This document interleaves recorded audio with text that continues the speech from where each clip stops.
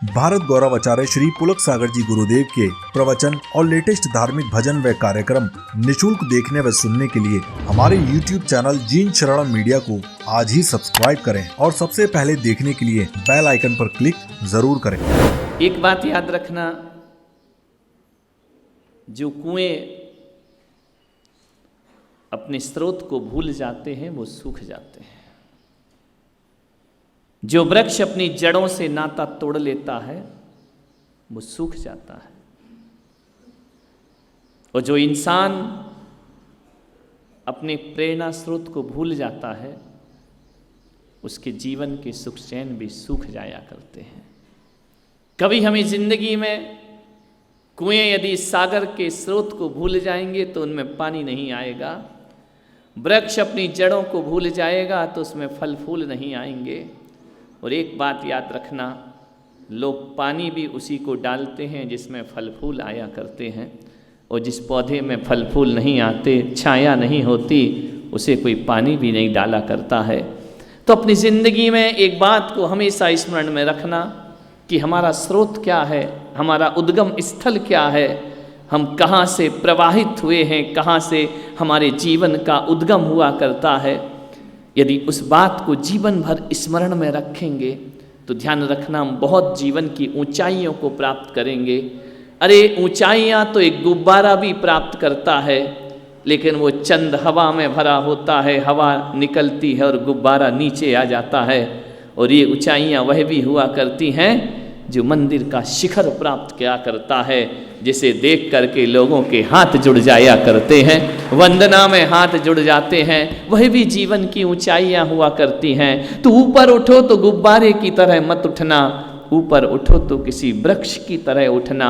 वो जितना ऊपर होता है उतना ही नीचे गहरा होता है, और जो जितना गहरा होता है वो विपरीत परिस्थितियों में मजबूती से खड़ा हुआ करता है।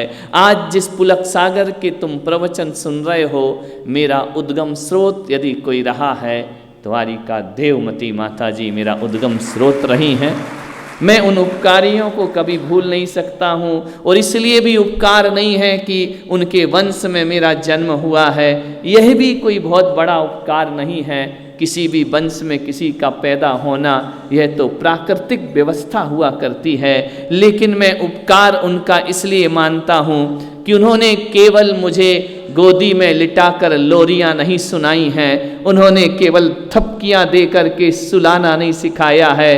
अरे आम माँ तो बच्चे को थपकियां देकर सुलाती है, लेकिन कोई सन्यासिनी माँ होती है जो बच्चों को जगाने का काम किया करती है, जागृत करने का काम किया करती है, जो जगाती है, जो पाठ पढ़ाती है। और एक बात याद रखना, जीवन में कभी कभी पढ़े लिखे लोग वो नहीं कर पाते हैं जो अनपढ़ आदमी करके दुनिया में चला जाया करता है।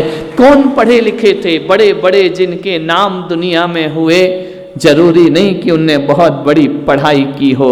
मैं कह सकता हूँ कि यह जो मूर्ति जिसका यहाँ पर विमोचन अनावरण हुआ है, ये कोई पढ़ी लिखी नहीं थी, लेकिन मैं इतना जरूर कह सकता हूँ, उसके पास, उसके आंचल में जो जो आया, एक बात ध्यान रखना, उसके व्यवहार, उसके जीवन और उसके व्यक्तित्व में लगता था कि भले वो पढ़ी लिखी ना हो, लेकिन संस्कारों की सरस्वती से कम नहीं थी, विद्या से कम नहीं हुआ करती थी। संस्कार की विश्वविद्यालय, ध्यान रखना, मैंने उस विश्वविद्यालय में जन्म लिया है जिसके घरों में ज्ञान की चर्चा नहीं होती है, जिनके घरों में संस्कार नहीं होते हैं, वह एक साधारण मकान में पैदा होता है, और जिसके घरों में आचरण चरित्र की चर्चा होती है, वह मकान और अस्पताल में पैदा नहीं होता, वह एक विश्वविद्यालय में पैदा हुआ करता है। ध्यान रखिए, हमारा सौभाग्य है कि हमें उस विश्वविद्यालय में जन्म लेने का अवसर प्राप्त हुआ है। और यही वजह है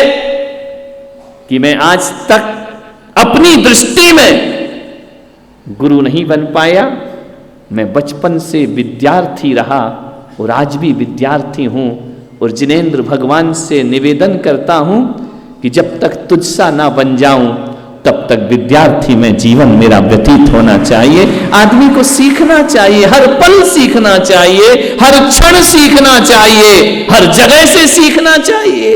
जब तक के केवली भगवान ना हो जाओ, जब तक कैवल्य और बोधि की प्राप्ति ना हो जाए, तब तक विद्यार्थी में जीवन हमें व्यतीत करना चाहिए। मैं सीखता हूं, जहां से जो मिलता है वहां से ग्रहण कर लिया करता हूं, लेकिन मेरी बात छोड़ो, चलो थोड़ी सी तुम्हारी बात कर लेता हूं। आपको लगता है, ऐसा कभी महसूस होता है कि हम अपने बच्चों को कोई बहुत बड़ी विरासत सौंप करके जा रहे हैं, हम अपनी इस पीढ़ी को कोई बहुत अच्छी वसीयत धरोहर सौंप करके जा रहे हैं? क्या सौंप करके जा रहे हैं? विचार करना है आपको, आज आपका चिंतन करना है। आज अपने आप को आत्मचिंतन और आत्ममंथन के लिए मैं आपसे मुखातिब हो रहा हूं। ध्यान रखिए, मैं इतना ही आपसे निवेदन करना चाहता हूं। क्या आपको लगता है कि आपने अपने बच्चे को एक बहुत जिम्मेदार इंसान बना दिया है? ये महसूस होना चाहिए अपनी जिंदगी में।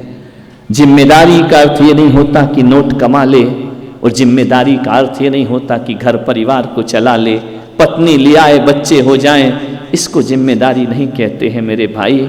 जिम्मेदारी तो उसे कहते हैं कि कैसी दिए में रोशनी छोड़ करके जाओ कि घर भी रोशन हो और पड़ोस भी रोशन होना चाहिए। उसका नाम जिम्मेदारी हुआ करता है। क्या आपने अपने बच्चों को ऐसे संस्कार प्रदान किए हैं कि मेरे बच्चे, मेरे बेटे अपने घर के आंगन में एक ऐसा पेड़ लगाना जिसकी छाया पड़ोसी के घर तक भी जाती हो? क्या ये संस्कार हमने दिए हैं? हमने तो शायद वो सौंप रहे हैं कि इस पेड़ की छाया केवल हमको मिलती रहे, पड़ोसी के घर में जाए तो डालियां काट देना चाहिए। ये संस्कार नहीं हुआ करते हैं। क्या आप अपने बच्चों के हृदय में वो दिया जला पाए हैं कि दहली के एक हिस्से पर दिया रख दिया जाए तो बाहर का दरवाजा भी रोशन हो और अपना दरवाजा भी रोशन हो? क्या ये दिया हम सौंप पाए हैं अपने बच्चों को? अपनी औलाद के प्रति हमारे क्या दायित्व हुआ करते हैं? अपनी संतान के प्रति हमारे क्या दायित्व हुआ करते हैं? एक बार मेरी दादी मां गृहस्थ जीवन की आम का पौधा लगा रही थी आंगन में। मैंने कहा ये क्यों लगाती है? बोले जरूरी है। मैंने कहा कि देख, ये आम का पेड़ आजकल के आर्टिफिशियल पेड़ तो है नहीं, हाइब्रिड तो है नहीं कि आज लगाए कल फल आ गए। पहले तो वर्षों इंतजार करना पड़ता था। कभी कभी तो ये होता था कि आम लगाते हम थे और खाती आने वाली पीढ़ी थी। उन्होंने एक आम का पेड़ लगाया, उन्होंने एक इमली का पेड़ लगाया। मैंने कहा ये पेड़ क्यों लगाए हैं? मैंने कहा देख, जब तक ये पेड़ बड़ा होगा ना तब तक तू इस दुनिया में नहीं रहेगी। तो मालूम है क्या बोला उन्होंने कि बेटा एक बात ध्यान रखना, यदि हर कोई ऐसा सोचेगा तो दुनिया में पेड़ ही नहीं बचेंगे, वृक्ष ही नहीं बचेंगे। छाया कौन देगा और फल कौन देगा? हर चीज अपने लिए नहीं होना चाहिए, आने वाले संसार के लिए भी हमें कुछ सौंप करके जाना चाहिए। हमारे पूर्वज सौंप गए तो हमने फल खाए हैं, अब हमारा दायित्व है हम सौंप कर जाएं तो आगे वाली पीढ़ी को फल खाना चाहिए। ये क्या है? ये कोई बहुत बड़ी उन्होंने डिग्री प्राप्त नहीं की थी, बहुत बड़ी किसी स्कूल में शिक्षा प्राप्त करने नहीं गई थी, लेकिन उनकी बातों से ऐसा लगता था कि वह शिक्षा भले उसने अक्षर ज्ञान ना किया हो, लेकिन अनुभव का ज्ञान अक्षरों से भी बढ़कर उनके पास हुआ करता है। मान्यवर, क्या सौंप रहे हम अपने बच्चों को? ऐसी जिंदगी नहीं हो गई हमारे बच्चे की कि उनका अपना कमरा है, अपना लैपटॉप है, अपना इंटरनेट है, अपना मोबाइल है। एक कमरे में बंद रहना चाहता है आज का बच्चा।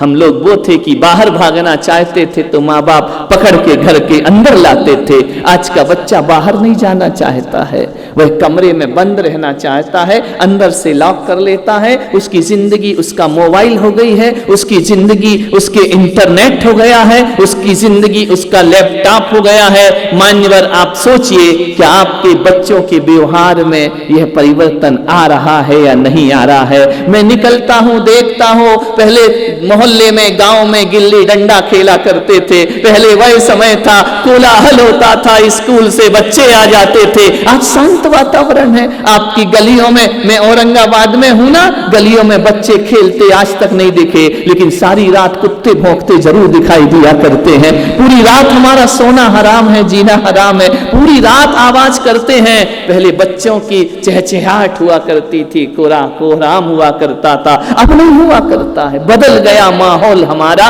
बदल गए हमारे सोच, बदल गई हमारे जीवन की शैली। कैसे जिंदगी जिया करते हैं मान्यवर, मैं आपसे निवेदन करना चाहता हूं।